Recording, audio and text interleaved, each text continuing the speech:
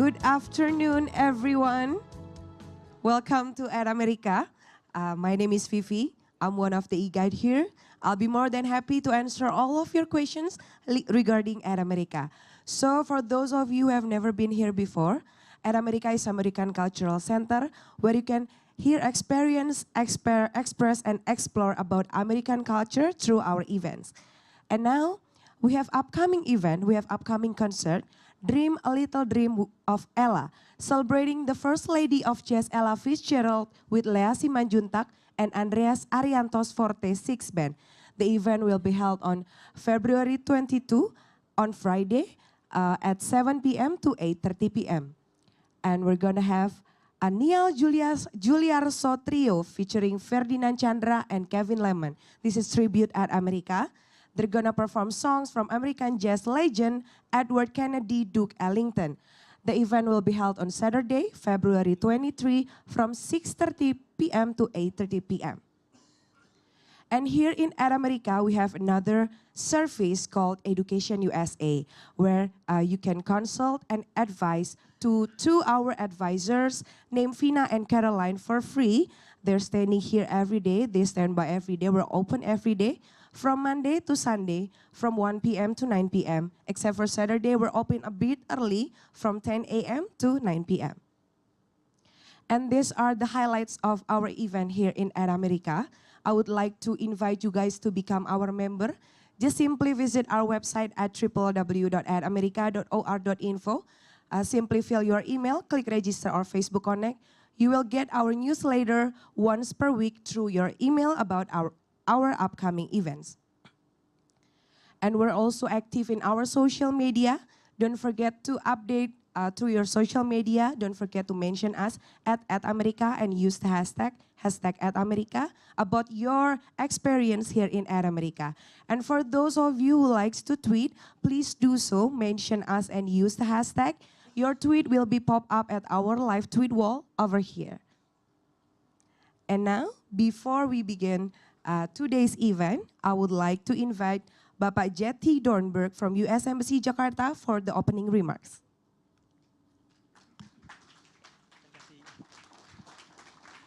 Good afternoon, everybody.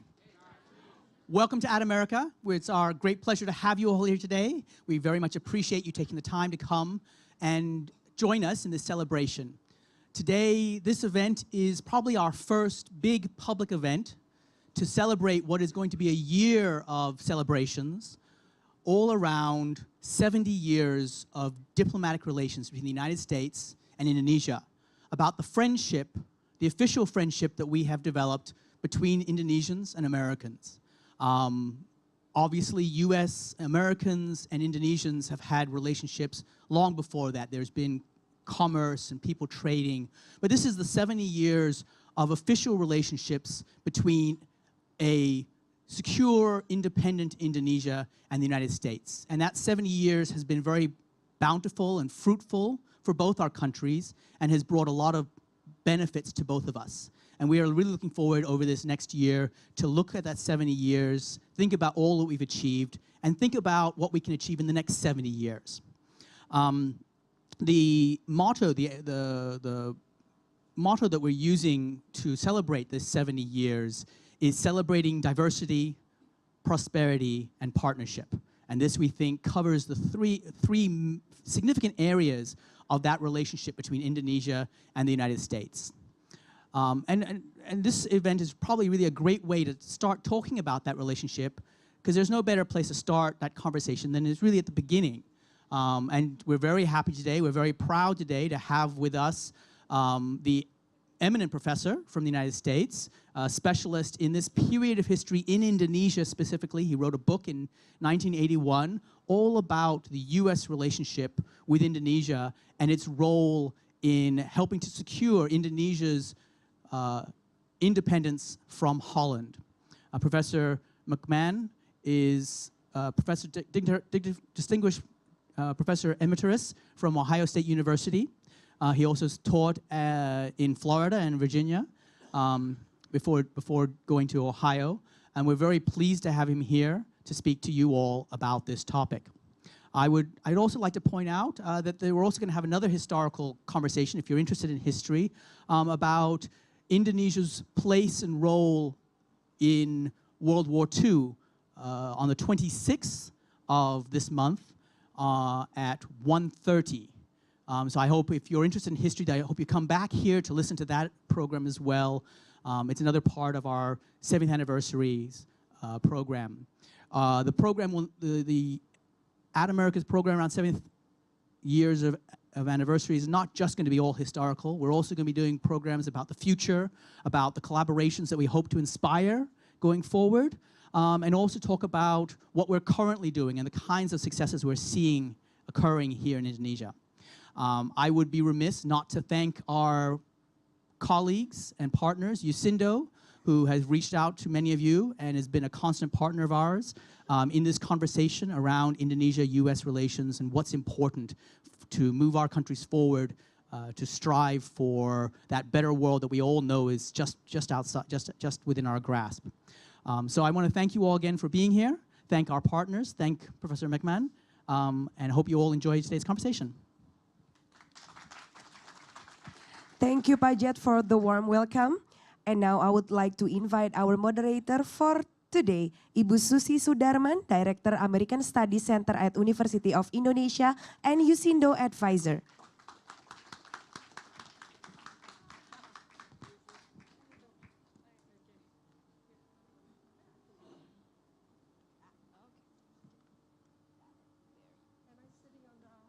Right-hand side?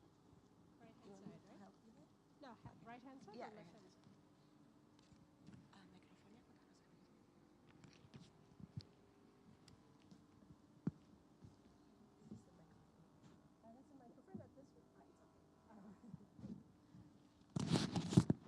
Hello, friends.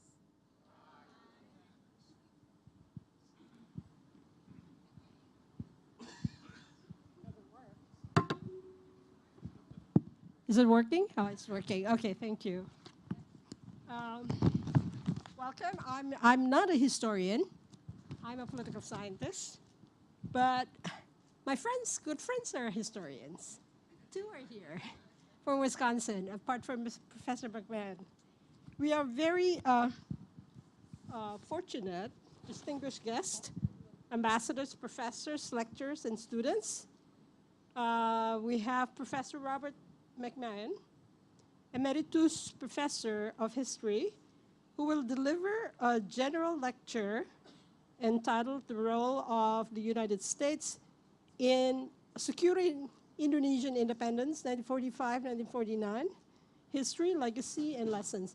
I've read his book, but this is the first time that I get to meet him personally. It's an interesting book. This is the only book, perhaps, on that, apart from an MA thesis of someone who did the same thing on Indonesia's independence. I welcome Professor McMahon to come and join us here.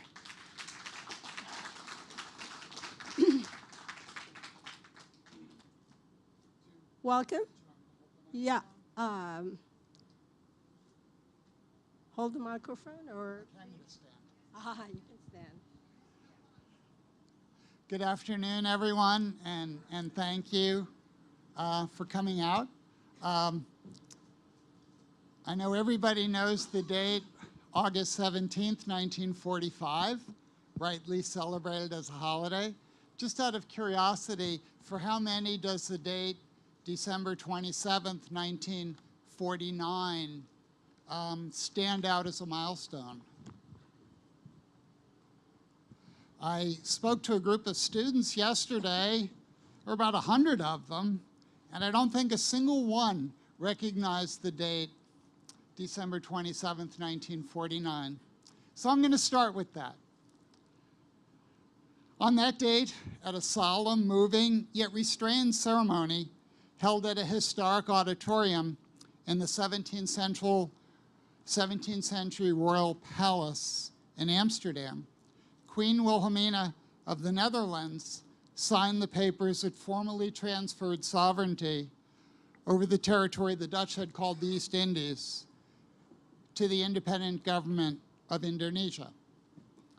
On behalf of the newly independent government of Indonesia, Prime Minister Muhammad Hatta signed those papers. And a simultaneous ceremony took place right here in Jakarta, more than 8,000 miles away, in which the Indonesian Deputy Prime Minister, Sultan Hamengkubuwono, and the Dutch High Commissioner solemnly signed an identical copy of what they called the Protocol of Transfer. A crowd of more than 20,000 gathered in what is now Merdeka Square, and they cheered vociferously as the Dutch tricolor flag was hauled down for the last time, and the Indonesian national anthem was played as the red and white Indonesian flag, the symbol of the republic, was hoisted up in its place. When that moment occurred, richly symbolic, the assembled crowd was driven into a frenzy. Now, you might know that that Indonesian flag and the singing of the national anthem was prohibited under Dutch colonial rule and during the 4 years of struggle between World War II and the events that I just described. If you sang the Indonesian national anthem or waved the Indonesian flag, you ran the risk of being jailed by the Dutch authorities. And so when that emotional moment occurred, and there are lots of Indonesians today over the age, from the mid-70s into their 80s and 90s who probably remember those events indelibly. Although in a predominantly young country, most people haven't studied this in school and certainly have no personal recollection of it. But the real Indonesian celebration didn't take place until the next day, December 28th. That's when Sukarno, the man who had come to personify the Indonesian independence movement, triumphantly returned to Jakarta. Driven by from the capital by the Dutch 4 years earlier, Sukarno was now coming back to take up residence in the former palace of the Dutch governors as the first president of an independent Indonesia. When he landed in his freshly painted red and white Dakota airplane, and he landed at the airport, he drove 4 miles to what is now Merdeka Square, and the highway was lined on both sides with cheering throngs of Indonesians greeting their about-to-be sworn-in new president and the man who had come to personify the whole cause of Indonesian independence. A crowd of 200,000 jammed into Merdeka Square, then called Koningsplein Square, facing the palace, as Sukarno gave a stirring 5-minute speech. And of course, he was a great orator. He ended his address with the cry, Sekali Merdeka, freedom forever. One foreign diplomat, gesturing toward the vast crowds, remarked to a colleague, could the Dutch ever have held this in the face of that? Although it is less remembered today than it should be, the United States played a major, even a decisive role in helping the Indonesians to secure independence. Since American support was essential for the continuance of the Netherlands' rule over the archipelago, once that support was withdrawn, as it was in the spring of 1949, the Dutch position became untenable and unsustainable. To assume that American policy toward the Indonesian Revolution must have been motivated by Washington's historic opposition to colonialism and support for self-determination, however, would grossly misrepresent the American record in the East Indies during the immediate post-World War II years. Quite to the contrary, until the final stage of the bitter and bloody Dutch-Indonesian struggle over who would rule the Indonesian islands, American authorities habitually sided with the Dutch, believing that the support of a European ally was more dependable and more useful to U.S. Cold War strategy than that of a group of untested Asian nationalists. Only after the Second Dutch military offensive that commenced in December 1948 did American policymakers begin to shift their allegiance. And even then, Washington moved haltingly and often reluctantly, motivated less by idealism or altruism than by more tangible factors: the weight of domestic and international opinion, concern for the viability of the United Nations, careful calculation of broader Cold War interests, and not least, the strength of a vigorous Indonesian guerrilla resistance that had thwarted all Dutch efforts to pacify the islands and that exposed The Hague's policy as an abject failure. It was only then, when the Dutch themselves appeared to be the greatest threat to stability and order in Indonesia, and in the process threatened to endanger high-priority policies and appropriations related both to the European Recovery Program, the Marshall Plan, and the North Atlantic Treaty Organization, that the United States placed its power and prestige behind the Republican nationalists. That policy shift paved the way for the simultaneous ceremonies in Amsterdam and Jakarta 70 years ago that marked the birth of a new nation.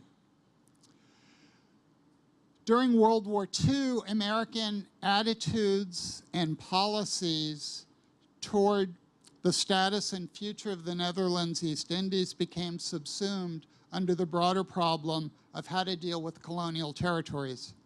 That problem was particularly acute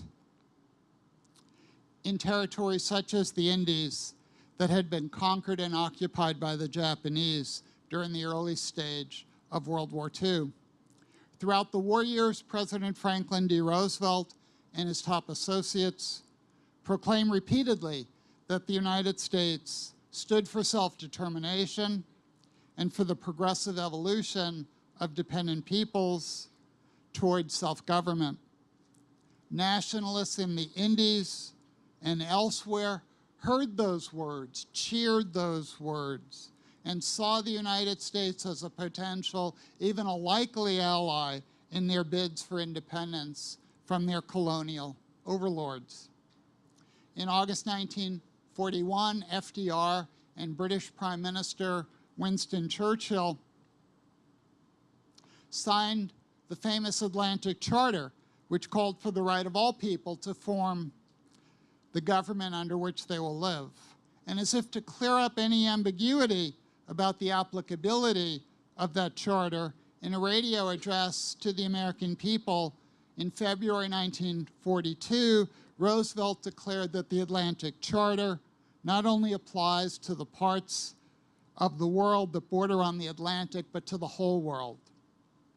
In a speech in May of 1942 on America's Memorial Day, Undersecretary of State Sumner Welles declared that the war should ensure the sovereign equality of all peoples and should be followed by the liberation of all people. He emphasized the age of imperialism is ended.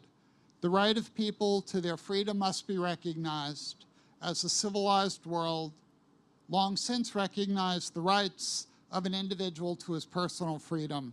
The principles of the Atlantic Charter, he continued, must be guaranteed to the world in all oceans and in all continents. When British troops landed in Java in September 1945, 6 weeks after Indonesia's declaration of independence, they found scrawled on the walls of public buildings statements such as, "We're fighting for government, for the people, by the people, and of the people. We're fighting for our inalienable right to life, liberty, and the pursuit of happiness. And give us liberty or give us death. One British officer grumbled at the time, "Your damned American Revolution is still giving us trouble." Yet despite the avowed principles of the Atlantic Charter and the Charter of the United Nations of 1945, and despite the repeated proclamations of President Roosevelt and other senior administration spokesmen during the war, the United States never actually pursued an anti-colonial policy toward the Netherlands East Indies. American attachment to the hallowed principles of self-determination remained largely rhetorical. Such sentiments were never translated into substantive policy. The retreat from these anti-colonial statements began as early as 1944 and can best be explained by the confluence of several factors. First, post-war planning anticipated the need for close cooperation with the European nations, the major imperial powers. Active encouragement of native self-rule would have interjected a potentially inflammatory element into American-European relations, thereby threatening that fundamental American policy objective. British Prime Minister Churchill, the unofficial spokesman for the imperial powers, expressed his unalterable opposition to American meddling in colonial affairs on several occasions, and U.S. leaders, mindful of the need for harmonious post-war relations, chose not to press the issue. In addition, the War and Navy departments were intent on securing American bases in the Pacific, and they overrode all State Department proposals for some form of comprehensive tutelatory or trusteeship program.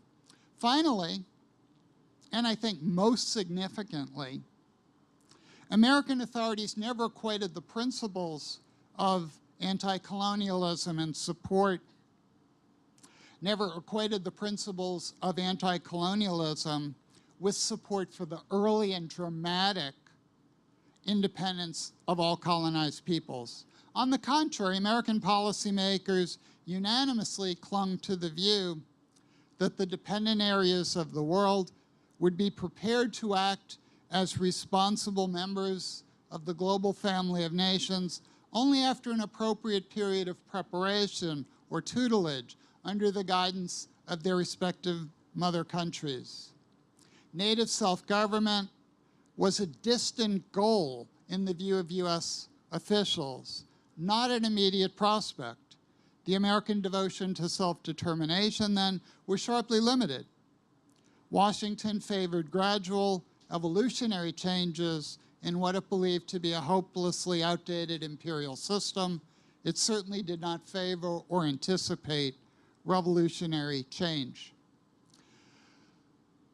So American policy toward the Netherlands East Indies, the islands that became Indonesia, must be understood within this larger context. Toward the end of the Pacific War, American diplomats repeatedly reassured Dutch officials that the United States did not and would not question to their ability to reassert their rights as the territorial sovereign over the Indonesian islands.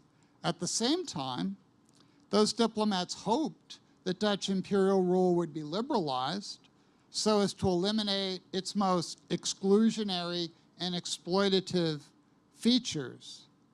The need to cooperate with The Hague in post-war Europe, however, effectively blunted that reforming zeal and prevented the State Department from translating such vague sentiments into substantive policy.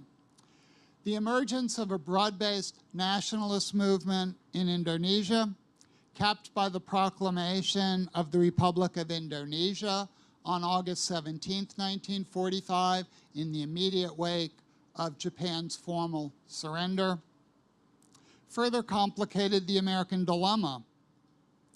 Unwilling to countenance support for an untested and inexperienced nationalist regime, especially one under the fiery leadership of Sukarno, a man who the Dutch reminded the Americans had cooperated and collaborated with the Japanese during the Pacific War. Washington gravitated more and more toward a pro-Dutch position. After all, American officials had advocated the reform of the imperial system, not its immediate destruction. They'd pressed for gradual evolutionary changes, not abrupt revolutionary ones. Americans assumed that European influence and control, while it should be limited, would and should continue in the developing world. By challenging the reassertion of Western hegemony, as the Indonesian nationalists had done and Vietnamese nationalists had done at exactly the same time, Asian nationalists were thus threatening the very foundation of American plans for a new order in East Asia. Given the perspective of 1945, the immediate aftermath of World War II, it's probably difficult to imagine the United States pursuing a different policy. The Dutch were trusted allies who had ruled the East Indies for centuries. While the United States had traditionally objected to the excesses of the imperialist system and the closed trading barriers which had prevented American business and American capital from operating in the Indies on a fair and equitable basis, the United States also recognized and applauded the stability and order that the European colonial powers had brought to the developing world. Faced with a choice between a native government of revolutionary nationalists and a return to Dutch control over the archipelago, the United States, not surprisingly, chose to support the Netherlands. Still, the United States didn't completely disavow its identification with the principles and precepts of anti-colonialism. Instead, the United States sought to sidestep the dilemma of whether to support the force of anti-colonial nationalism or European imperialism by proclaiming a stance of strict neutrality. But the resulting policy was distorted and contradictory. While declaring its strict impartiality toward the growing rift between the Dutch and the Indonesians in the months that followed Sukarno's proclamation of independence, Washington consistently bolstered the position of its European ally. As Asian expert and U.S. ambassador to the Netherlands, Stanley Hornbeck, astutely observed, we in effect attempted to support neither side and yet favored one and hoped not unduly to offend the other. An early indication of this attitude was revealed by the American government's stance toward the question of Lend-Lease supplies. World War II surplus property and military equipment under the Lend-Lease program was freely provided to the Dutch. The Dutch used some of this very American equipment, including arms, to suppress Indonesian nationalists. Sukarno personally appealed to the American government to withdraw that Lend-Lease material in letters that he sent to President Harry Truman in the fall of 1945. And the United States responded by ordering that the insignia on all that equipment be removed promptly. But the equipment was not withdrawn, just the Made in USA insignias. Official American sympathy for the Dutch position was revealed in a formal policy statement released by the U.S. State Department, in which it proclaimed its neutrality while recognizing the right of the Netherlands to rule Indonesia as the territorial sovereign. This was a severe blow to the young nationalist regime, which had been hopeful that America's wartime anti-colonial pronouncements would presage an American policy of support for Indonesian independence. Obviously, that didn't happen. When Sukarno appealed to the United States to assume the role of an impartial arbitrator in the Dutch-Indonesian dispute, his request was summarily rejected. In rejecting it, then Secretary of State James Burns said such a request could be honored only if it came from the territorial sovereign.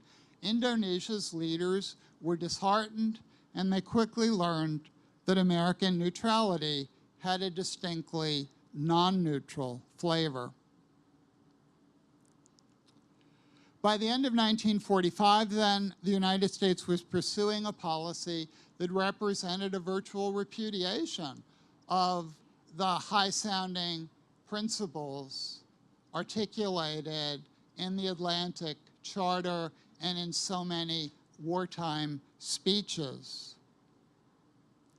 The dominant viewpoint within the State Department and throughout the government was that the need to maintain Western solidarity obviated any secondary interest in mounting a crusade to reform European colonialism. At first, Washington tried to achieve this objective by remaining neutral and uninvolved. But this was hardly a viable policy for the world's leading power. It was hard to remain a passive observer, especially when the dispute threatened to escalate into all-out warfare. Gradually, then, the United States began to exert its considerable influence on the Dutch and the Indonesian Republicans, first through unilateral pressure, and then beginning in mid-1947 through its membership on the UN Security Council's Good Offices Committee. In November 1946, the Dutch and Indonesians reached an interim agreement signed at Linggadjati and called the Linggadjati Agreement.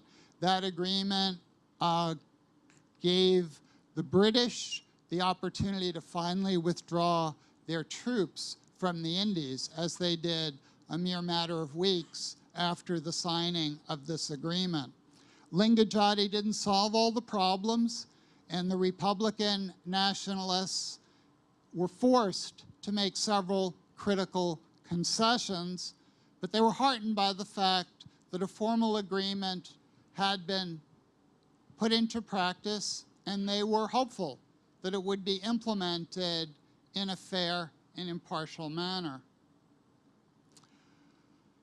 When it was not implemented in a fair, impartial manner, and when the Dutch used their gathering military strength in the East Indies to resort to force of arms to solve their problems, with the first military offensive or police action that was launched in July 1947, a series of major debates erupted at the Security Council of the United Nations.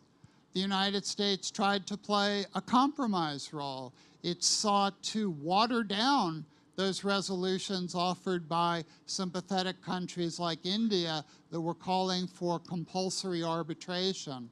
Instead, a weaker solution was put forward and accepted by the Security Council that a three-nation Good Offices Committee would be established not to arbitrate the Dutch-Indonesian dispute, but simply to offer suggestions, offer recommendations. And those recommendations could only be offered if each of the two parties agreed to accept them. So it was the weakest of all imaginable mediation committees. And yet, President Truman appointed a remarkable individual, Frank Porter Graham, the president of the University of North Carolina at Chapel Hill, an individual who had some experience as a labor arbitrator, who was a professor of American history before he became an academic administrator, but a person who knew virtually nothing about Indonesia, had never been to Indonesia or any other part of Asia at that point, and had zero diplomatic experience. But Graham came to Indonesia and gave his role as a mediator his best possible shot. His strengths were that he was a fair-minded individual. He was a quick study. He very quickly figured out what was happening in the Indies, and he gained strong trust on the part of the Indonesian nationalist leadership. He established a very warm rapport with the key Indonesian leaders. When negotiations began to falter once again in December of 1947, he offered a set of counter-proposals called the Christmas proposals because they were offered on Christmas Day. And these were a set of proposals which most Indonesians thought were largely favorable to the Dutch, because they were. But Graham urged his Indonesian friends to support them because he argued this was the best way to avert a Dutch military offensive, which might well prove devastating to the Indonesian Republic. Now, when I say the Indonesian Republic, I refer to those parts of Java and Sumatra that were under control of the Republic proclaimed by Sukarno and Hatta in August of 1945. And at that time, and it's probably roughly comparable today, the population of Java and Sumatra represented about 85% of the total population of the Indonesian islands.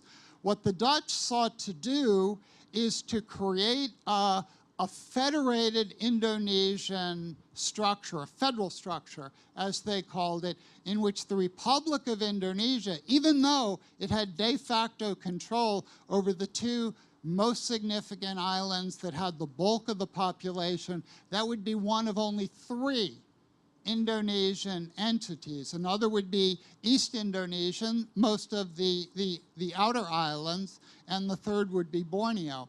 And what the Dutch were seeking to do was to find cooperative, pliable Indonesian leaders, cynics at the time referred to them as Dutch puppets, who would balance out the strength of the Republic and create a federal structure under Dutch control in which the Dutch would retain sovereignty over a long-term basis, and in which, and I'm summarizing, complicated negotiations and proposals here, so forgive me for that, but time is limited. And essentially, what the Dutch were saying is, we will grant you self-government, but we will control foreign affairs, defense, and all economic matters. Now, what kind of sovereignty is that? When I did a number of interviews when I was writing my book with former State Department officials, and one of them, who I quote at length in this book, a man named Charlton Ogborn, said that the first thing you realize when you get involved in one of these colonial disputes, as he put it, is that you can't slice sovereignty. One entity is going to be sovereign. You can't split it. It might be a kind of flip way to put it, but one can't be partially pregnant. A woman can't be part pregnant. She's either pregnant or she isn't pregnant. Now, in international affairs, sovereignty works in a similar way. One entity is going to be the sovereign, and one is going to be the subordinate party. And this was a core issue. Now, the Indonesians made critical compromises in order to create an agreement engineered by Frank Porter Graham that was called the Renville Agreement, and it was signed in January of 1948. Interestingly, it was signed on board and named after an American naval vessel, the USS Renville, which was docked in the Java Sea. The reason why Graham proposed the use of a naval vessel, a US naval vessel for negotiations, is that the Dutch and Indonesians couldn't agree on where to meet. The Dutch wanted negotiations to take place in this city, the city they called Batavia. But the Indonesians didn't want to have negotiations on Dutch ground. The Indonesians wanted to negotiate in Yogyakarta, which was the capital at that point of their Republican government.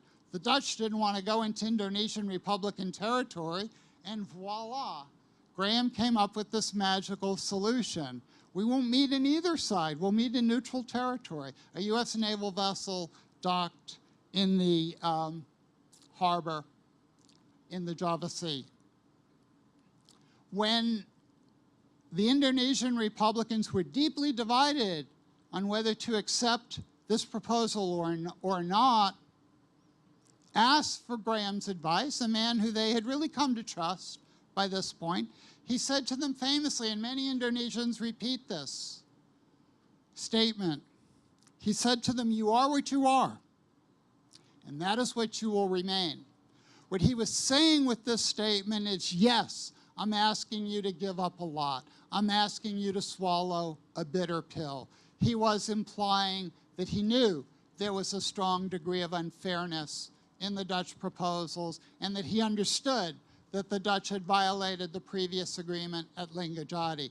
But he was saying, if you don't sign the agreement, there is a possibility that the Republic will be expunged at the force of arms. If you do sign the agreement, you will retain your moral authority and your broad-based political support as the most powerful and most broad-based representative of the Indonesian people and of the cause of Indonesian nationalism. The Indonesian Prime Minister at the time, Amir Sharifuddin, bowed to Graham's request and signed the agreement. He recognized that it was sufficiently unpopular domestically that it would probably make his position impossible going forward. And that's what happened. He was forced to resign as a result of the Renville Agreement. And he wrote at the time, "Tell the American people that we count upon them to ensure a fair plebiscite. The plebiscite will chart the future destiny of the people." Graham's compromise proposals had called for a free and fair vote throughout the Indonesian islands, allowing the Indonesian people to determine who would be their representative. The Dutch, not surprisingly, never moved to hold that plebiscite because they feared clearly that the results of that plebiscite would be favorable to the Republican government and unfavorable to their interests. Now, officially, in the aftermath of the Renville Agreement, the United States' position toward the Dutch-Indonesian struggle remained one of nominal neutrality. And American participation on the Good Offices Committee and the signing of the Renville Agreement bolstered Washington's image as an impartial and even-handed mediator. But American policies actually continued to work to the benefit of the Dutch. When the European Recovery Program was initiated in 1948, moreover, the United States was placed in the anomalous position of serving on a UN commission as a nominally impartial arbitrator, when in fact its financial assistance was at least indirectly making Holland's aggressive policy financially feasible. In short, Washington was helping to settle a dispute that it was actually funding. Talk about an embarrassing position to be in. And there were shrewd critics of American policy within the United States and outside the United States who pointed to that very contradiction. In fact, by the end of 1948, estimates determined that the United States was providing approximately $1 million per day to the Netherlands in economic assistance. And the Netherlands was spending approximately $1 million per day, the exact same amount, to prosecute its military actions in the Indonesian islands. So one did not have to be a PhD in mathematics to do the math here and figure out that without American Marshall Plan support, the Netherlands would have been financially unable to mount its military operations in Indonesia. The United States never pushed the Dutch too hard throughout the end of 1948 because it wanted to maintain warm, harmonious, and productive relationships with an important European ally. The European Recovery Program and the incipient Atlantic Pact, what became the North Atlantic Treaty Organization, NATO, necessitated the steadfast support of the Western European nations, including, of course, the Netherlands. And the intensification of the Cold War in 1948 just intensified that need. The acting Secretary of State, Robert Lovett, in an instruction that he cabled to Graham in Indonesia, made this very clear when he wrote, "The Netherlands is a strong component of U.S. policy in Europe. The State Department believes that the stability of the present Dutch government would be seriously undermined if the Netherlands fails to retain very considerable stake in the Netherlands East Indies, and the political consequences of the failure of the present Dutch government would in all likelihood be prejudicial to the U.S. position in Western Europe." Accordingly, Lovett concluded, "The department is unfavorable to any solution requiring immediate and complete withdrawal of the Netherlands from the Indies or any important part thereof." And that was the official Washington position. But an interesting pattern developed where, while the higher level officials in Washington continued to tilt strongly toward the Dutch, those diplomats who were sent to Indonesia and had an opportunity to get a firsthand look at what was happening on the ground in this country came, like Graham, to sympathize with the Indonesian Republic. Graham was succeeded by a Foreign Service officer by the name of Court Du Bois, and he later conceded that the main reason why he was brought out of retirement to serve on this important UN negotiating committee was because his biases toward the Dutch were so well known. But Du Bois came out here and had a chance as a fair-minded person to assess what was happening and the positions of the different sides, and came, like Graham, to sympathize with the Indonesian Republicans. He thought they were moderate, cosmopolitan, likable even, open to Western investment and trade, and strongly anti-communist. All of the factors that appealed to American diplomats during the early Cold War period. He actually put forward a compromise proposal in an effort to head off what he thought would be another Dutch military offensive. And the Dutch took great offense at the actions of this man who had initially come to the Indies because he was so pro-Dutch. He was then replaced by Admiral Cochrane, the man who became the first U.S. ambassador accredited to Indonesia. Cochrane, too, came out with strongly pro-Dutch feelings. But after he was here for a short period of time, he followed the same pattern that had been followed by Graham and by Du Bois. He came to sympathize with the Indonesian Republic. He came to believe that the Dutch were acting in a heavy-handed fashion, that they were intransigent, that they were incorrigibly stubborn, and that they had really not psychologically accepted the reality of an independent Indonesia, that psychologically they had just not come to the point where they were willing to let go. A small nation of 9 million people saw its international prestige and status tied up with its control over an island, much richer in resources and much more populous. At that time, Indonesia had about 80 million people. The Dutch had 9 million. So Indonesia was more than 8 times more populous than Holland.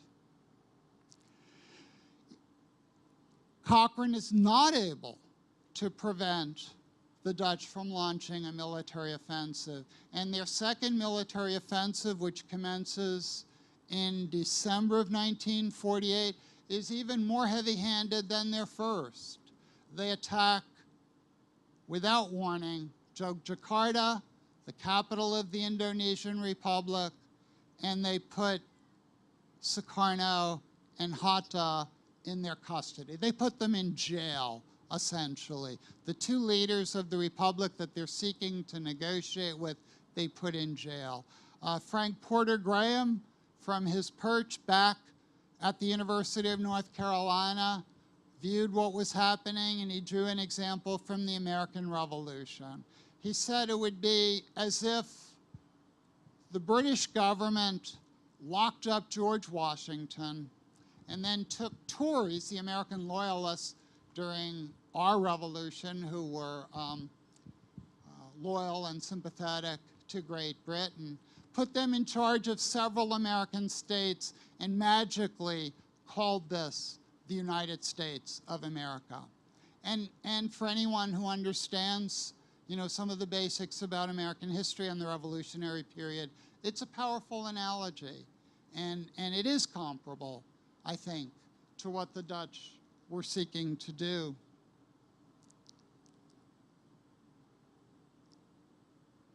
Ironically, it was primarily European rather than Asian considerations that proved to be the decisive factor in the American decision after the second military offensive to pressure the Dutch directly into granting independence to the Indonesians.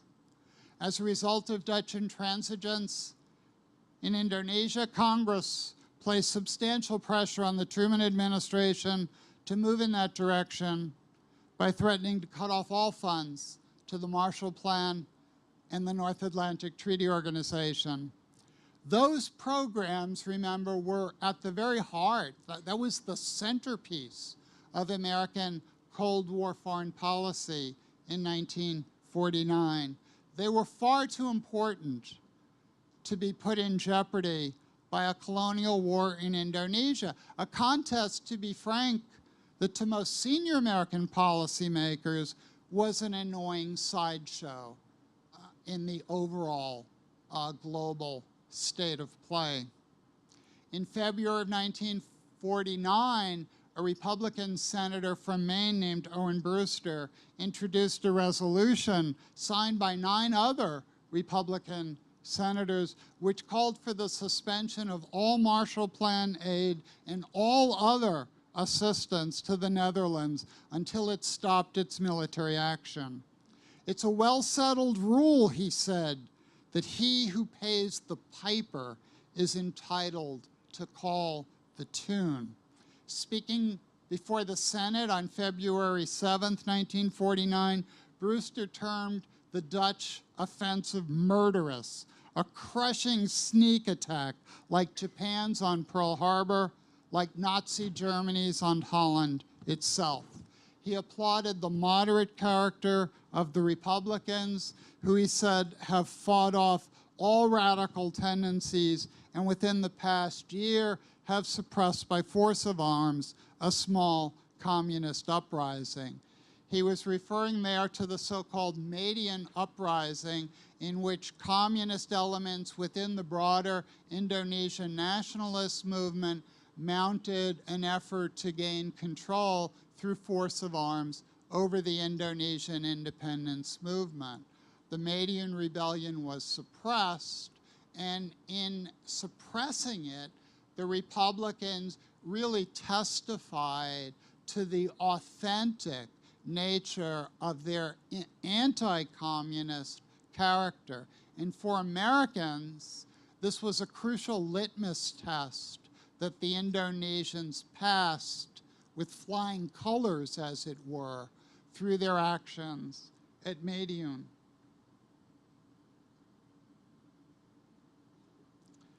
The other critical factor is what was actually happening on the ground. The Dutch gamble by resorting to military force, despite warnings from the United States not to do so, was based on a simple calculation that they could achieve military victory quickly, pacify the islands, and present the United States, the UN Commission, and the world with a fait accompli. They would have shown the world that this Indonesian Republican movement really wasn't a powerful force, and it had been suppressed and defeated quickly. So, in effect, deal with the results. Not unlike the way Russian President Putin acted in the Crimea, if you allow me to make a recent historical analogy. Putin took the view that we're going to take over the Crimea. There'll be a lot of shouting and complaining, but it'll soon be a fait accompli, and the world will deal with it, because the world will have to deal with it, because we will be in control.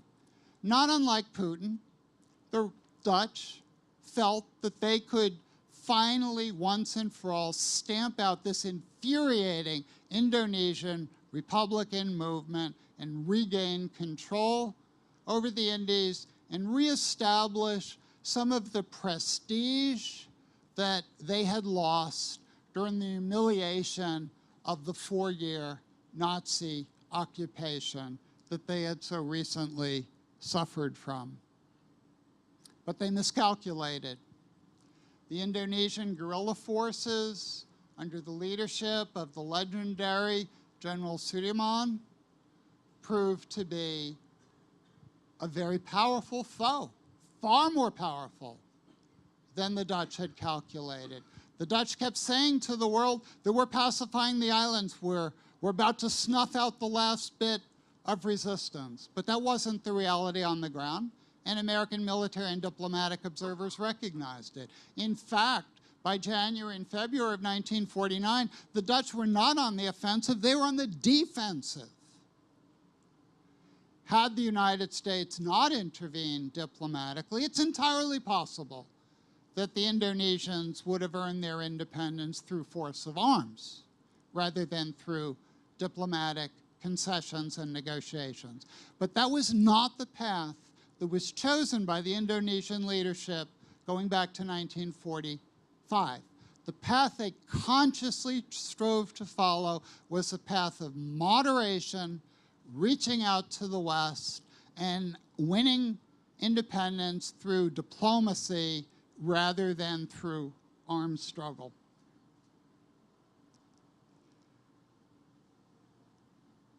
Well, on March 31st of 1949, with these various events coming to a head, the United States newly installed Secretary of State, Dean Acheson, has a climactic sit-down meeting with Dirk Sticker, the Dutch Foreign Secretary. Sticker was in Washington, as were the foreign ministers of most of the major Western European powers, as well as the Foreign Minister of Canada, because they were about to sign in a gala ceremony in Washington the North Atlantic Treaty Organization, which was set for April 4th.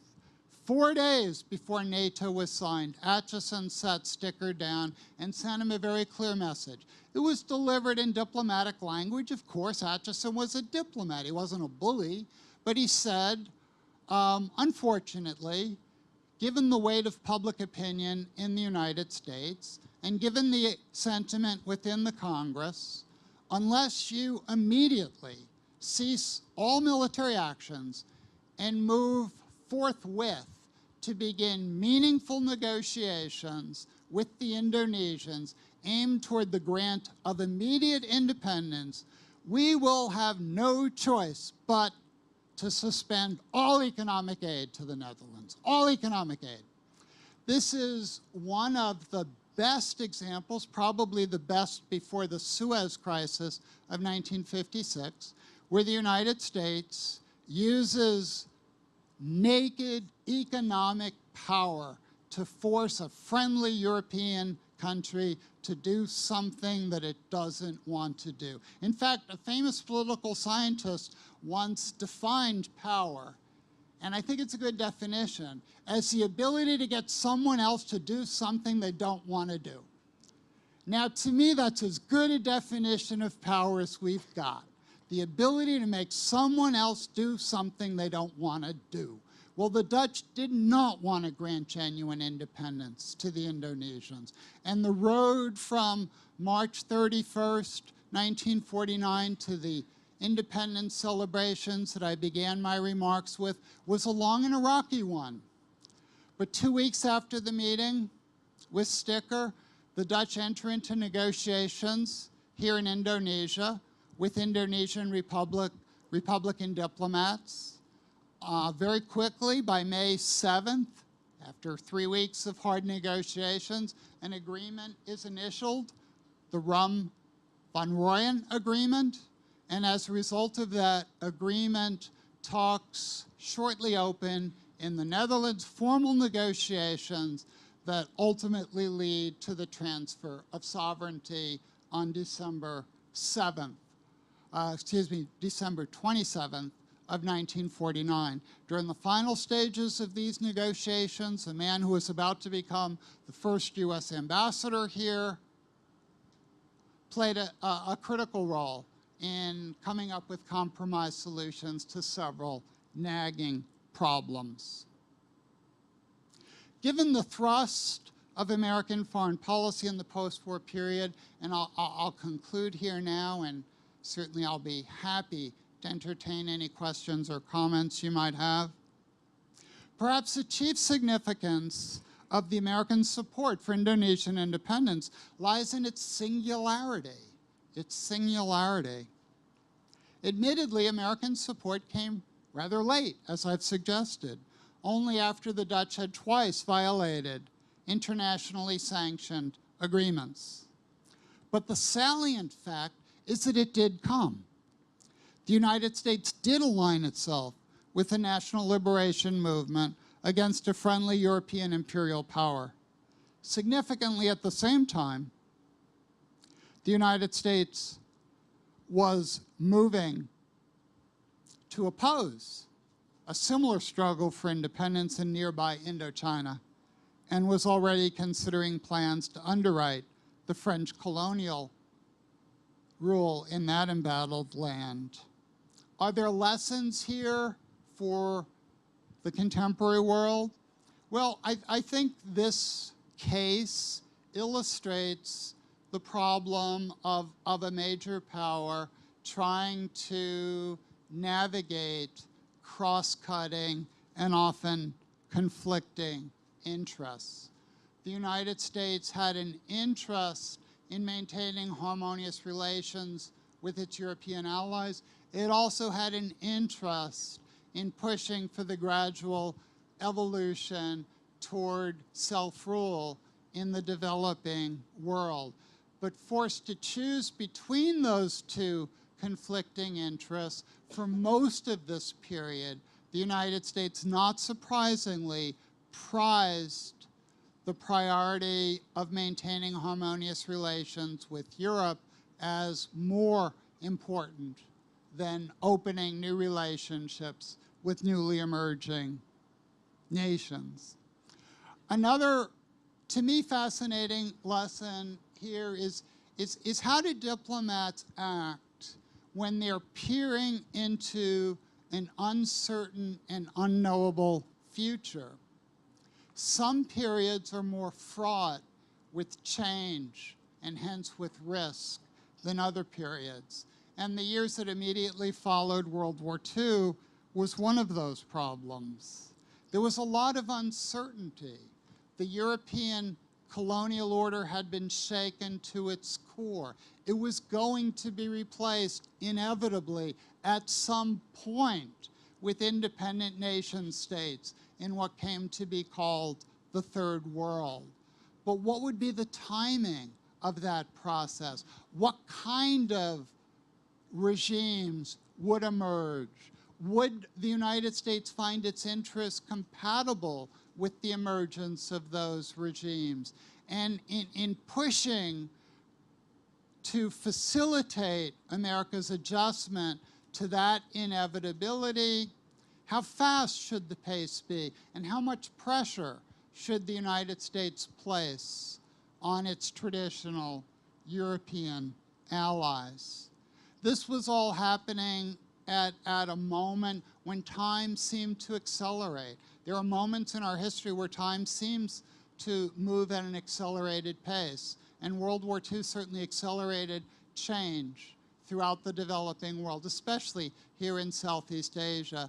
The nationalist movements incubated for a long time prior to World War II, but World War II was a kind of hothouse in which those movements grew stronger, more insistent, more powerful, and less willing to settle for anything less than true, genuine, and immediate independence. How do you deal with a new reality which is very different from something that you're expecting? And finally, let me just make one point about the legacy here. At a basic and simple level, one could argue, and I'd like to make this argument as an American deeply sympathetic to Indonesia, that some really strong foundational bonds were forged here by the important role that the United States played in helping to bring about an independent Indonesia. Now, to be sure, problems emerge in the U.S.-Indonesian relationship less than a decade after this period in which the United States champions Indonesian independence.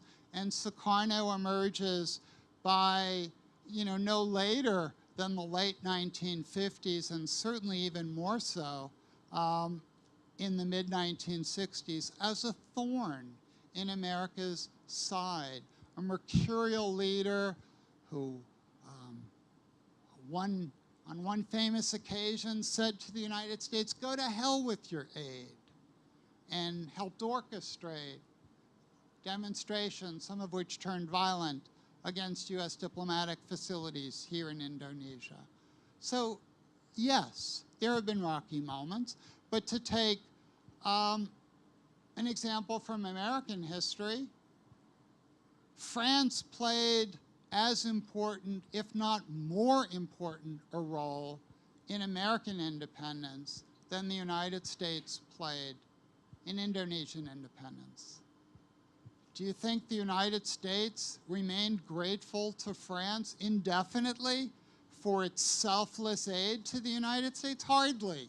If anyone has seen or heard about the now famous Broadway play Hamilton, it revolves around the dispute among what Americans like to call our founding fathers about whether to lean toward Britain or lean toward France. And some of the same folks, like Alexander Hamilton himself, the first Secretary of the Treasury, very, very quickly turned on the French as George Washington's aid. He knew how critically important French aid had been to the United States. But a decade later, he had other priorities. And besides, the French Revolution had happened, it was a different regime, and gratitude doesn't really last long in international affairs. That said, I think there is a foundational bond between the United States and France, which dates back to the 1770s. And for all the ups and downs there have been in US-French relations, and I think we're seeing a down right now, I think that foundational bond matters. I think it endures. I think it's historically important.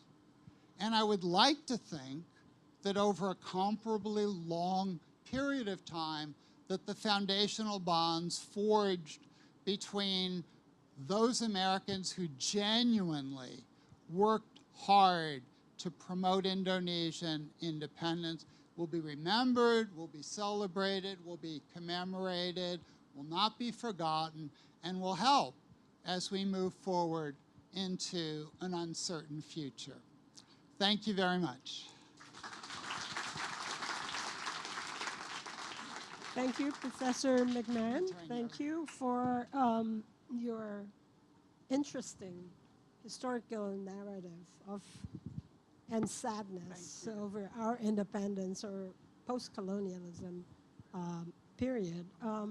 Rather than me doing questions to you, I would allow probably the audience, because we only have about half an hour. Okay. Okay. Is anybody interested in asking questions? Okay, Chris.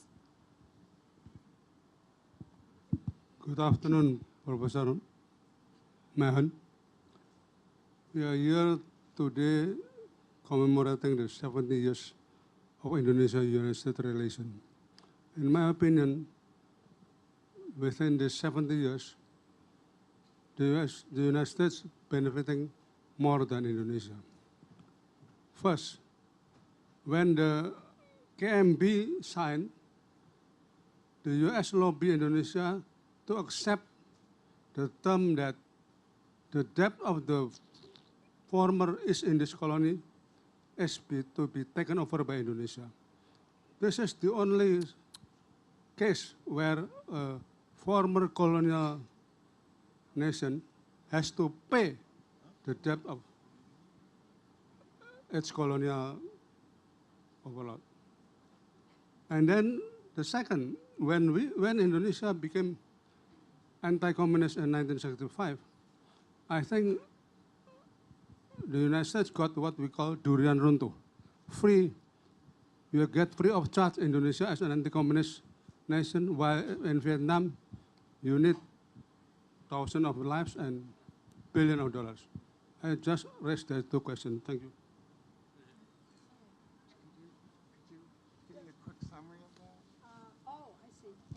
The first was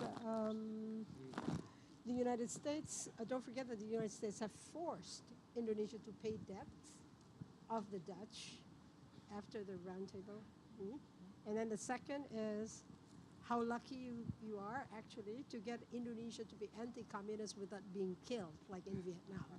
Yes, thank you for those two questions. With regard to the first, the debt question was one of the three most contentious issues during the Roundtable Conference. The Indonesians took what I think was a very reasonable position, that they should be forced to pay part of the cost of Dutch military actions against them. Cochrane, a pragmatist who was seeking to avoid the conference breaking down on that issue, pressed the Indonesians to assume part of that debt. So your criticism of that is a reasonable one. It's well taken. But the Indonesians themselves chose to make that compromise because they believed that it was another means to the ultimate end of independence. With regard to the events of 1965, American officials thought they had received a diplomatic windfall with the overthrow of Sukarno without having to get directly involved themselves. It's interesting that American officials at the time don't seem to have paid as much attention to the significance of the developments in Indonesia as they probably should have. But the Lyndon Johnson administration was so deeply preoccupied with the military escalation in Vietnam that all eyes of top policymakers were focused on Vietnam. I mean, there's a distortion here because by any reasonable measure, and I don't think anyone in this audience would disagree with me, Indonesia is infinitely more important than Vietnam in strategic terms, in economic terms, in political terms, in geopolitical terms. But once you get involved in an issue such as Vietnam, a quagmire, and as a great power, your credibility is perceived to be on the line, that can prove to be distorting. And I think there was a lot of distortion at that time in terms of perceptions of what was happening in Southeast Asia. Anybody else with questions? Oh, okay. Silakan, Pak. Introduce yourself. I am Spakio. I am nobody. Sorry, my English is not that good, and I understand that you are good in Indonesian, so I prefer to ask in Indonesian, but I'll try. After your explanation, it's clear that the big role of the United States is only after the second positional action, the second class. That is after 48. Yes. Before it was not that big, that role. But after the transfer of sovereignty, Papua, Irian was not included in our sovereignty. I'm asking whether you have also studied the U.S. role in bringing Papua back to Indonesian sovereignty. Yes, thank you. That's an important issue. I think I mentioned that there were 3 highly contentious issues at the Roundtable Conference in The Hague. The first questioner mentioned one, you've just mentioned the second, and yours was the most impossible to negotiate a solution to. So what Merle Cochrane did is he did what a lot of pragmatic diplomats do when faced with an insoluble problem. And in the American idiom, he kicked the can down the road. He decided to postpone a resolution of this problem until the future. So he took it off the table by saying that after 1 year, the Indonesians and the Dutch should enter into bilateral negotiations to determine the future of the territory then known as West Irian by the Indonesians, and the Dutch continued to call West New Guinea. And of course, those negotiations quickly came to a standstill. And it wasn't until 1962, under pressure exerted personally by President John F. Kennedy, that a diplomatic resolution favorable to the Indonesians was finally negotiated in Northern Virginia, right outside Washington. Kennedy had decided that the Eisenhower administration had made a major mistake by not pressing the Dutch to finally relent on their control over West Irian. Kennedy wanted to court non-aligned countries like Indonesia, and he was hopeful that if the United States could play a productive role in finally resolving this contentious and highly emotional dispute, that he could usher in a new era of warm relations with Indonesia. It didn't work out as he intended, but certainly he removed that particular issue from the diplomatic docket. Yeah, there was no way that the Dutch and Indonesians were going to come to a meeting of the minds about the future of West Irian. The issue was too emotional on both sides. Anybody? Oh, okay. Go ahead. Amelia? She's a historian. Thank you so much, Professor McMahon. I really enjoy your talk. My question is about the shifting of support. In addition to the support from U.S. Congress, is there any other domestic pressure or support to the shifting of U.S. Foreign policy to Indonesia?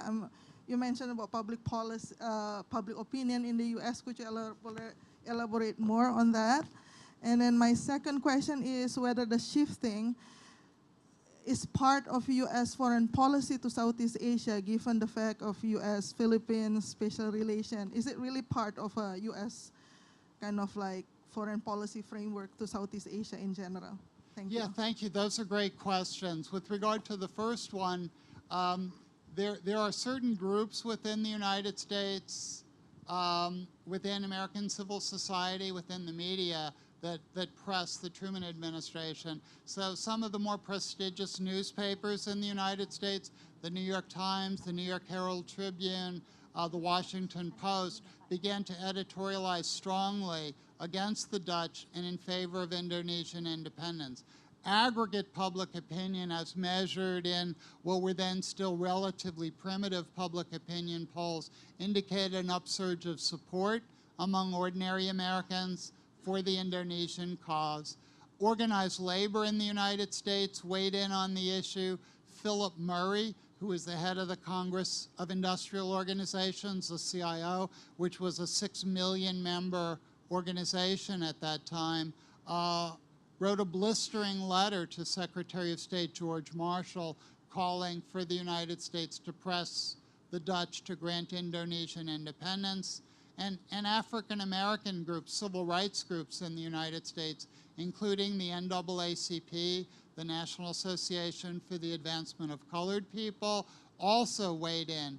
Now, interestingly, Truman was a Democrat, and African-American groups and organized labor were important elements of the Democratic core constituency ever since Franklin D. Roosevelt's New Deal. So those groups had particular influence on the policy orientation of a Democratic president. So it's hard to measure precisely that impact, but I think it was very significant. And it also points to the fact that the story of U.S. support for Indonesia is not just a government-to-government affair. There are elements within American civil society that were very sympathetic to the Indonesians, and those strands in American history, the more liberal strands of anti-colonialism, never really died, even though Roosevelt passed away and his anti-colonial policy temporarily didn't move forward after his death. But there were still progressive and liberal Americans and organized groups in American society who thought that anti-colonialism represented one of America's best and most important traditions and wanted to uphold that tradition. And so you see in the wake of the second police action an upsurge in this liberal, anti-colonial support for self-determination and support for colonial nationalist movements. It's an interesting moment.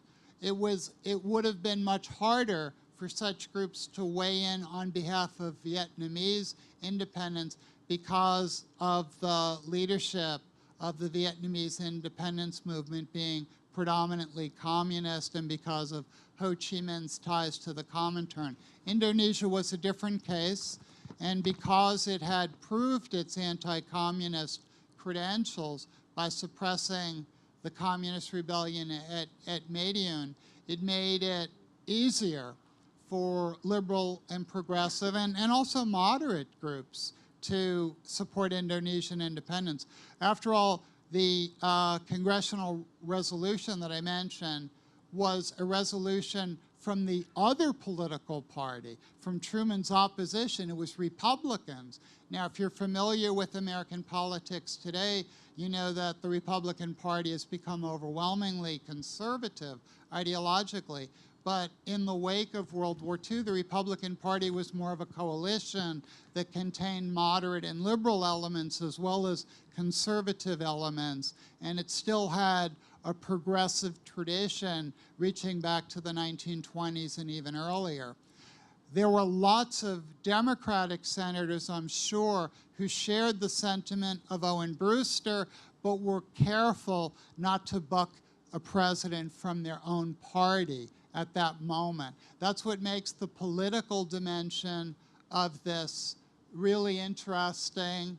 And I think anyone who's followed American politics lately has been forced to become sensitized to the role that politics plays in foreign policy decision-making. Anybody from the student side, maybe? Oh, there's one. You're a student? You're a student. Okay. Ini ya saya, Rin.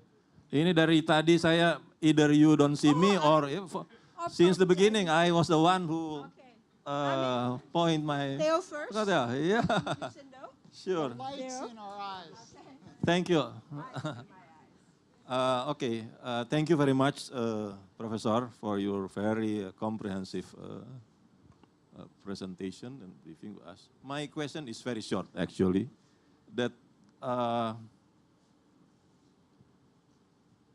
in 1962, as you told just now when you answering a question from the floor, that President Kennedy put pressure on the Dutch to come to negotiation for completely the negotiation where Papua still be left when the 1949 negotiation concluded at the time. But then, after the Kennedy assassination in 1963, President Lyndon Johnson, changed his policy, not entertain Indonesia anymore, but trying to get away from Indonesia because he's the peak of the Cold War at the time. Had President Johnson not left Indonesia at the time, perhaps the history can be different afterward. It's not going to be, perhaps, yeah, it's not, the communist coup is not going to be in place at the time. Please, your observation about this. Yeah, thank you for the question, and you're right. There is a shift in American foreign policy priorities toward what was then referred to as the Third World when Johnson replaces Kennedy as president. Kennedy had made one of the main priorities of his foreign policy an effort to court favor with non-aligned nations such as Indonesia, India, Ghana, and Egypt. Johnson was much less enamored with that policy. Johnson tended to be more transactional in his approach to foreign policy, and he was much less sympathetic to the idea of trying to court nations who often took positions that he thought were opposed to American interests. So, yes, had Kennedy lived, U.S. policy toward Indonesia might have played out in different ways. That said, the core emphasis of American policy toward Indonesia after the failed U.S. intervention in the Civil War of 1957-1958 was to build up the Indonesian military with generous U.S. military assistance, because U.S. officials, whether rightly or wrongly, calculated that by developing strong ties with the Indonesian military, which was viewed as predominantly anti-communist, the United States would be supporting a counterforce to a growing Indonesian Communist Party, the PKI. The single most determinative factor in shaping American policy toward Indonesia between 1955 and 1965 was fear. Fear on the part of the United States that the largest non-ruling communist party in the world, the PKI, would ultimately come to power in Indonesia and make common cause with the People's Republic of China and with the Soviet Union. Whether rightly or wrongly, that was the unanimous view of top American strategists, foreign policy officials, and defense planners. And so all American foreign policy decisions from 1955 until the coup of 1965 revolved around trying to undermine the Communist Party and trying to bolster the Indonesian military. Again, whether rightly or wrongly, after the 1965 coup, many American officials privately gloated that they had made the right bet, that the communists were suppressed at the hands of the Indonesian military, and now the military was in charge and it was going to pursue a friendly policy toward the United States and the West. So in my judgment, those are the dynamics that play out during the Eisenhower, Kennedy, and Johnson administrations. Thank you. I was given more time, so I'm looking for students. You or the other guy? The one with the shot? It's you? Okay. What is your name? What?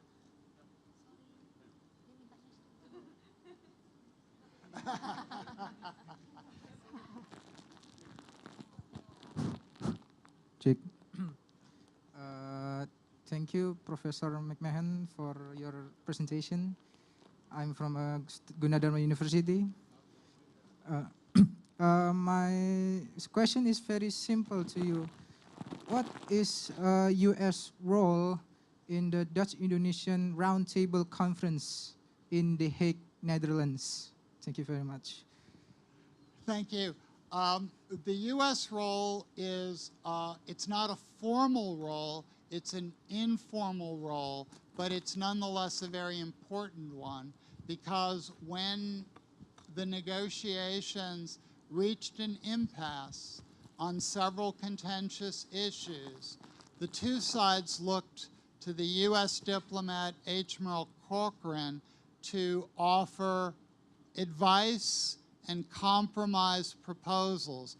And he did that with regard to the three most contentious issues: the status of Papua, what was then called West Irian, the debt question, both of which have been mentioned, and the third issue was the federated structure of what was going to be called the United States of Indonesia. On each of these three issues, an impasse threatened. Neither side was willing to give. Each of these issues was highly emotional. Cochrane stepped in with compromise proposals which allowed the negotiations to go forth. So I would say, without the informal role of Cochrane, without his advice and his set of recommendations, the negotiations could easily have broken down. And had they broken down, probably military action would have ensued.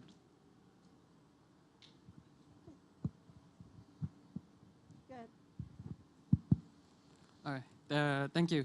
My name is Kim, and I'm also a university student. So I've heard a lot of talks about Papua in the Roundtable Conference, but there is actually one island that is being rarely talked about, which is the island of Timor. Since it's actually divided too. There's a Dutch area and the one is Portuguese. Now the Roundtable deal is actually to all Dutch territories to be given, but Sukarno did not really uphold to that. He actually sees that East Timor is also part of Indonesia. Not only that, he also sees that even Malaysia is part of Indonesia, and some other of our also more revolutionary founding fathers like Tan Malaka even mentioned that Philippines is supposed to be part of Indonesia. He mentions it as Northern Indonesia more than he mentions it as Philippines.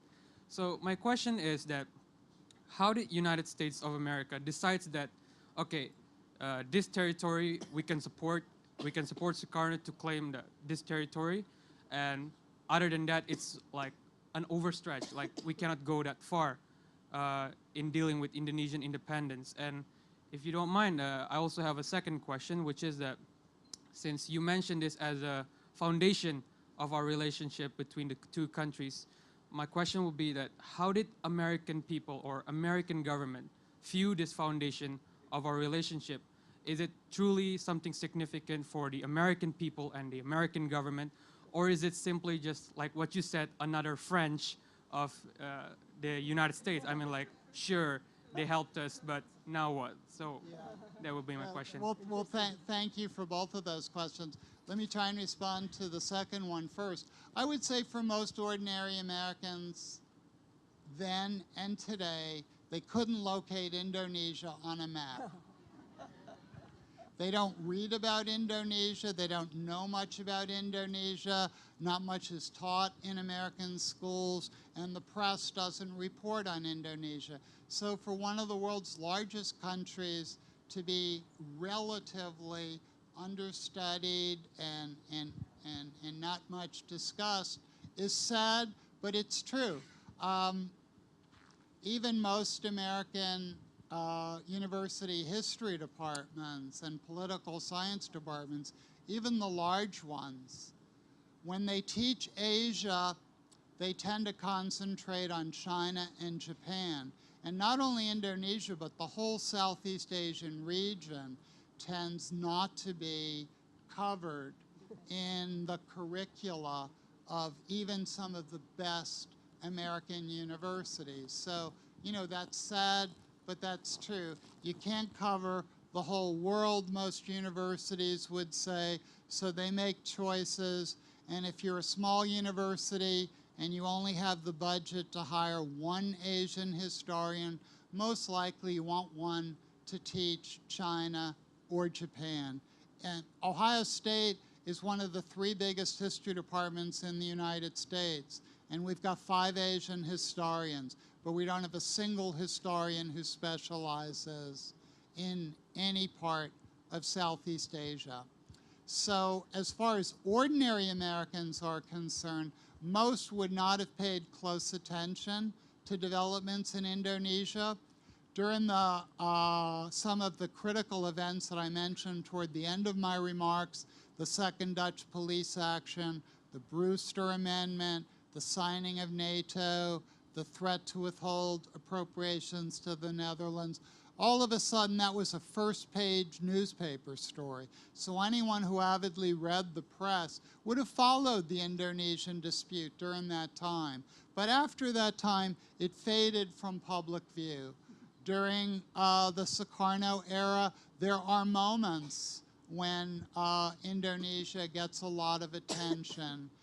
The Afro-Asian Conference at Bandung in 1955, some of Sukarno's inflammatory anti-American speeches are well covered, and some members of Congress,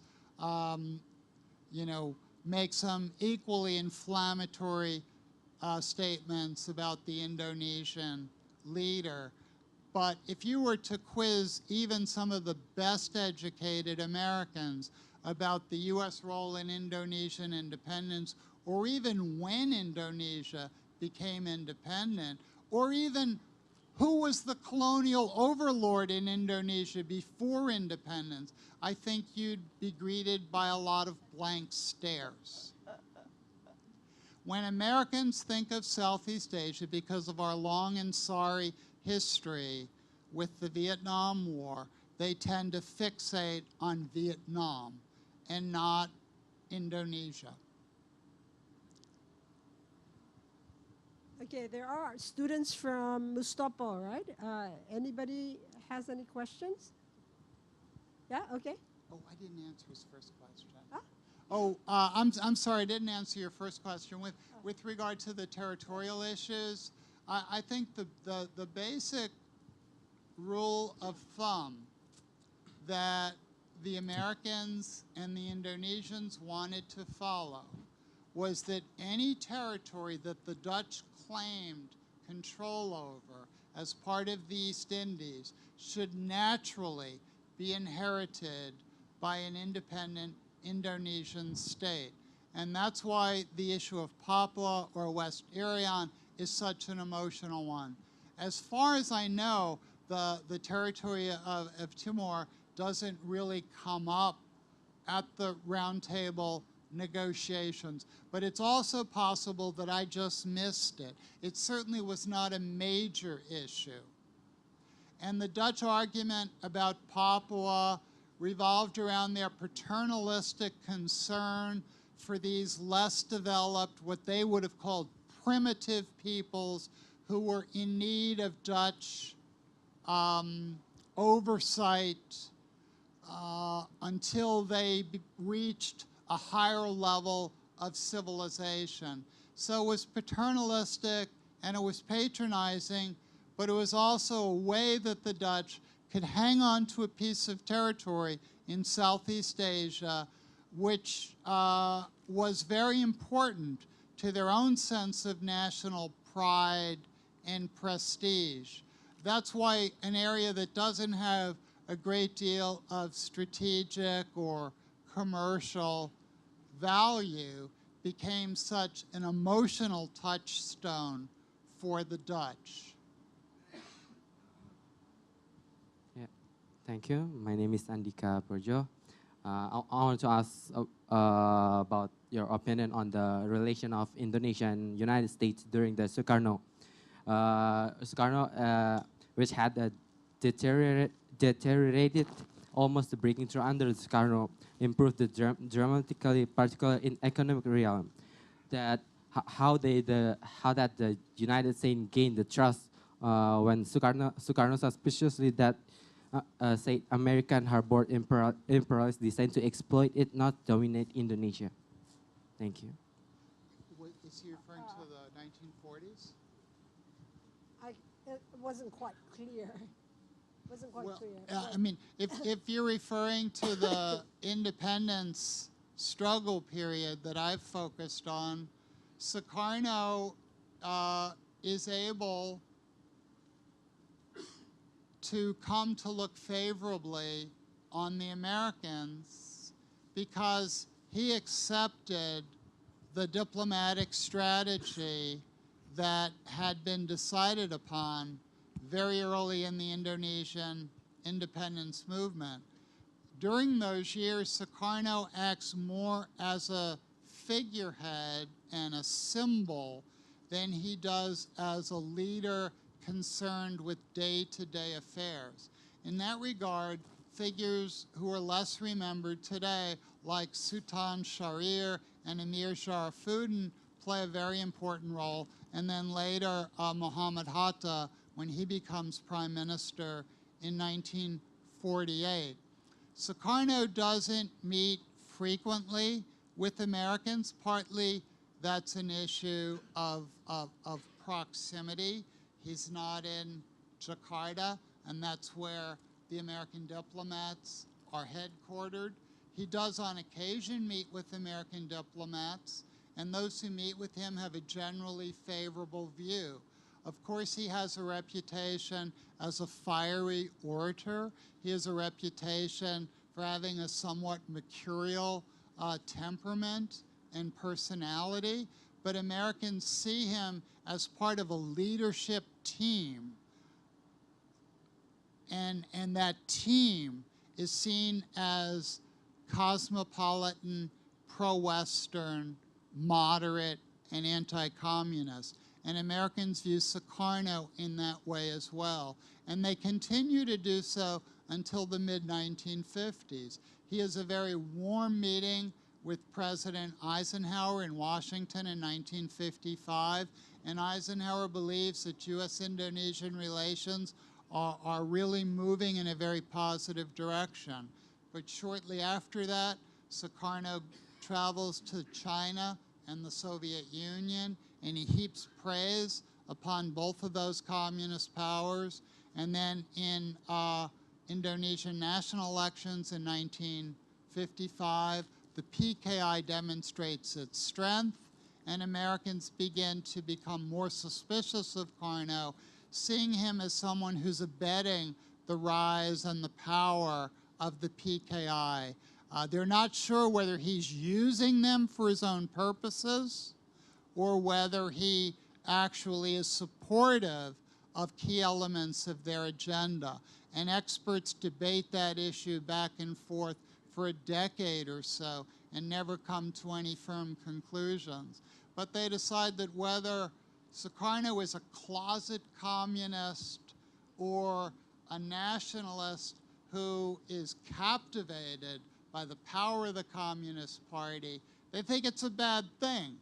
And they calculate that there's a kind of a triangle in Indonesian politics. At the head of the triangle is Sukarno, the president, and the unquestioned national leader. And at the other points of the triangle are the Indonesian armed forces, who are seen as largely pro-Western and anti-communist, and the PKI itself. And much of American debates about what policies to pursue in Indonesia from the mid-1950s to the mid-1960s revolve around trying to figure out that triangular relationship and how it's going to play out. Most expected that at some point in the future, they didn't know when and they didn't know how, there would be a clash. And the communists would clash with the Indonesian military. And they wanted to do everything they could to help ensure that if and when that clash came, the Indonesian military would come out on top, the communists would be suppressed, and the United States would find a more comfortable partner. We still have more time. If anybody else wants to pose a question, okay, this one. A student? You're a student? No, are you faculty? You're a faculty, okay.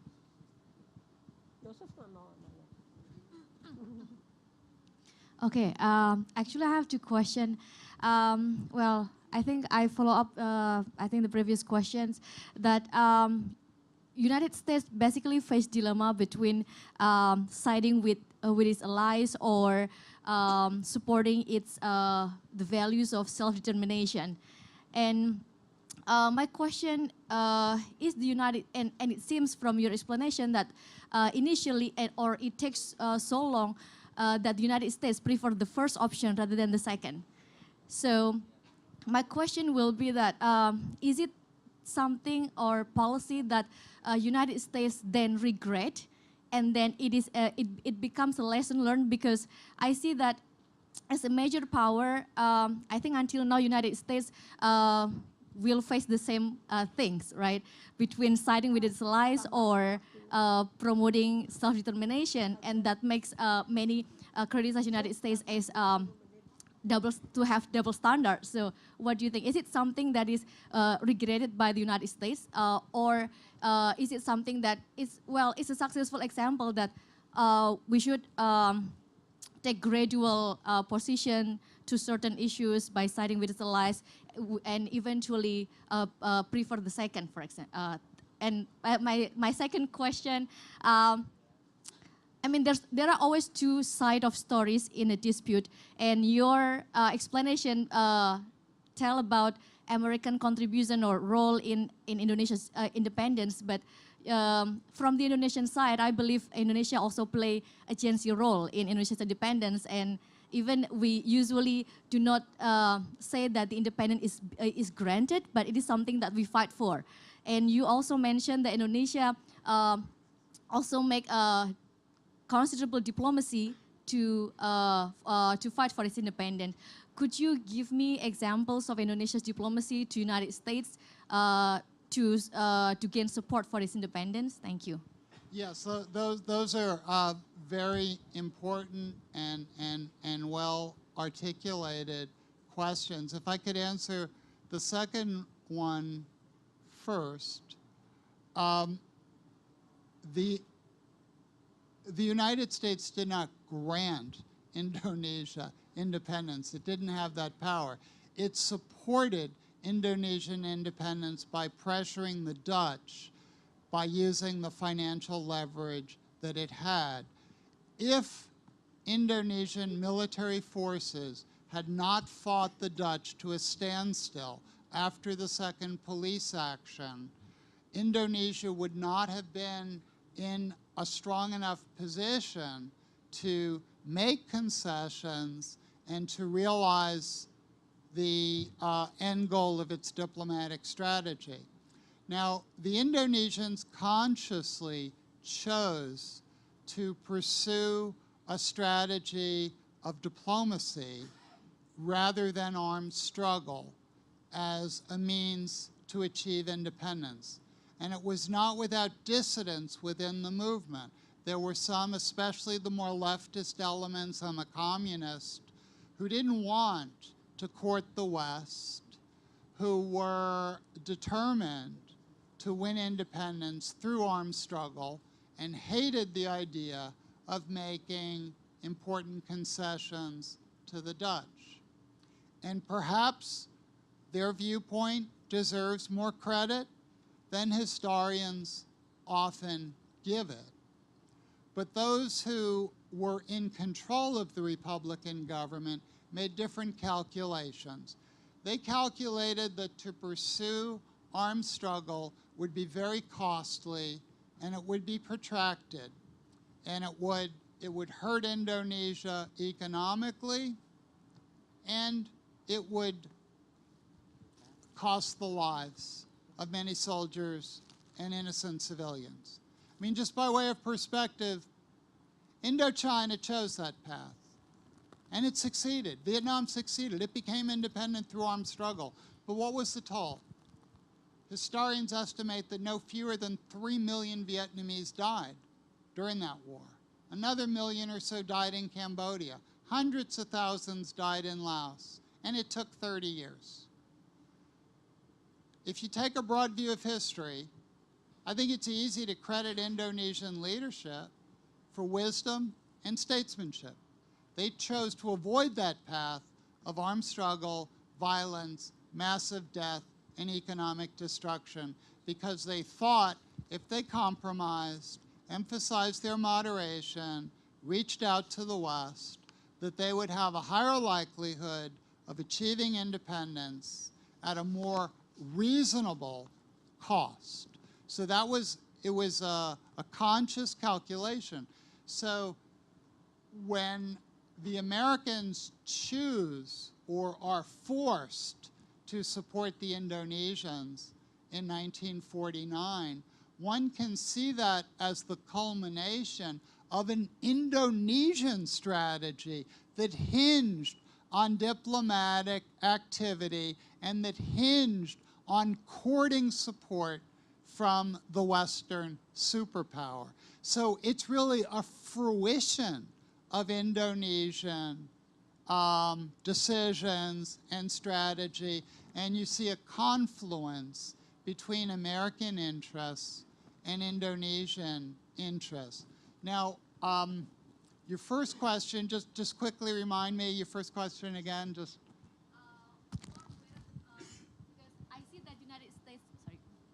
I see that in this case, United States facing a dilemma between siding with its allies or supporting the values of self-determination.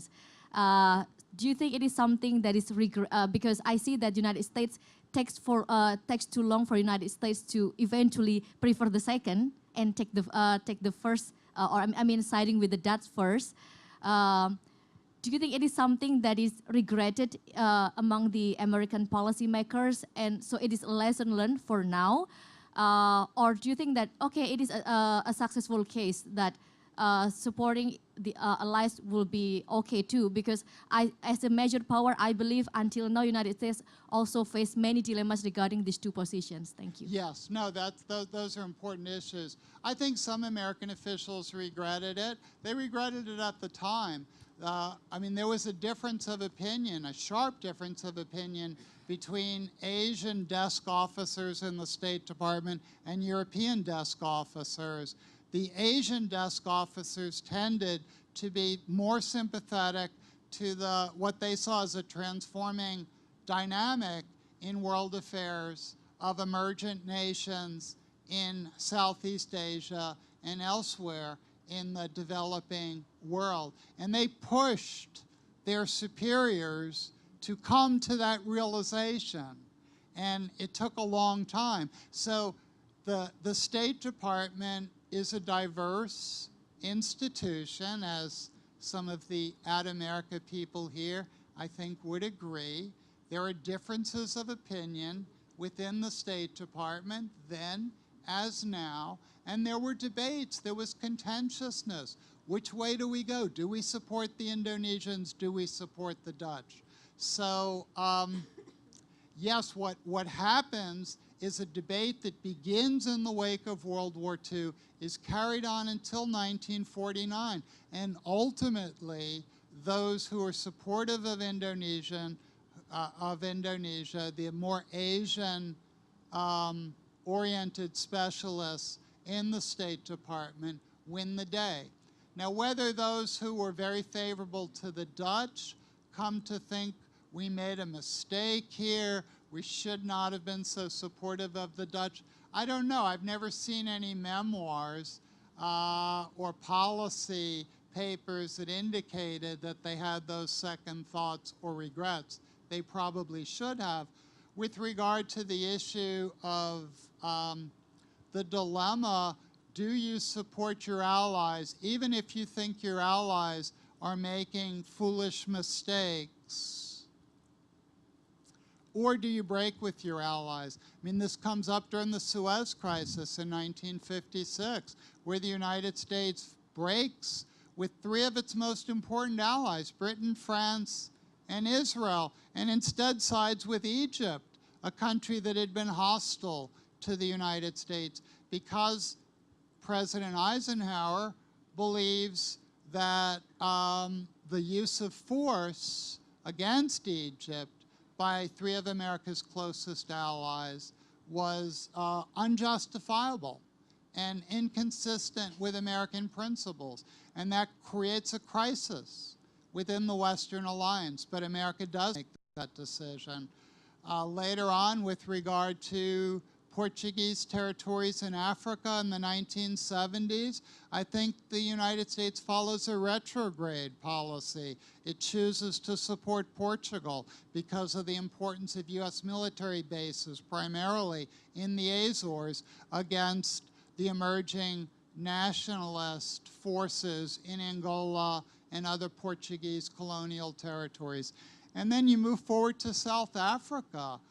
More recently, in the 1980s and 1990s, it was very, very late in the game before the United States finally decided to break with its South African ally, the white minority regime, and instead support the forces of the African National Congress and Nelson Mandela.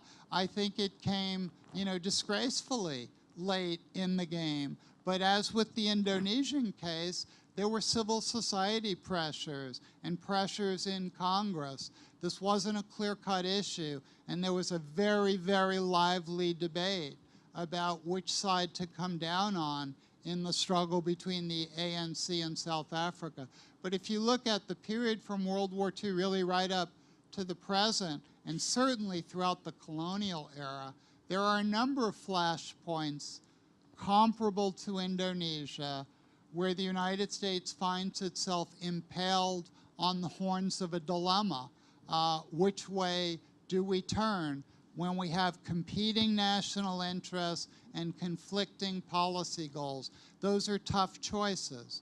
In the end, the Indonesian case resolved itself somewhat easily because American interests in Indonesia wound up aligning with American values. And when your values are in alignment with your interests, it makes policymakers' decisions much easier. It's tougher and more common when interests point in one direction, think of Saudi Arabia today, and values point in a very different direction. Thanks. Too bad our time is up. I mean, we're almost closing here, even though I missed a question for you, but nonetheless, thank you for all your questions. This was definitely a unique opportunity for us to listen to a very famous historian, so we can learn a bit about our past, our pain of being third world, and still ongoing pain that we are ongoing now. And hopefully things will evolve in a rosy manner. Hopefully Indonesia will become something that you will be proud of by next election, hopefully. And so thanks again to Amerika, Jed, and Yusindo for having, and the U.S. Embassy for having this moment to celebrate its 70th anniversary of U.S.-Indonesia relations. Hopefully we don't have hiccups anymore, and we get lucky. Usually pivotal moments come when you get unlucky, okay?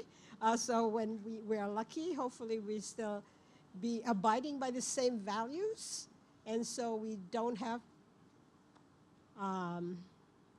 disputes to resolve. And we live happily ever after in the East Asia and the Pacific. Hopefully things will be cool for us here and with the help of the U.S. Thank you so much. And a big applause for Professor McMahon.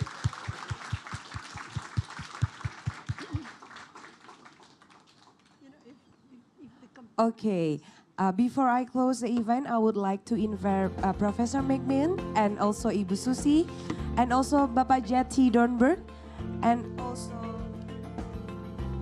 Mr. Theo L. Sambuaga, Indonesia, co-chair of Yusindo.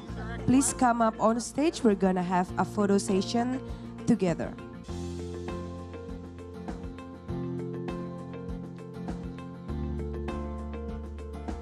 And to all of you guys, thank you all for coming today to Amerika.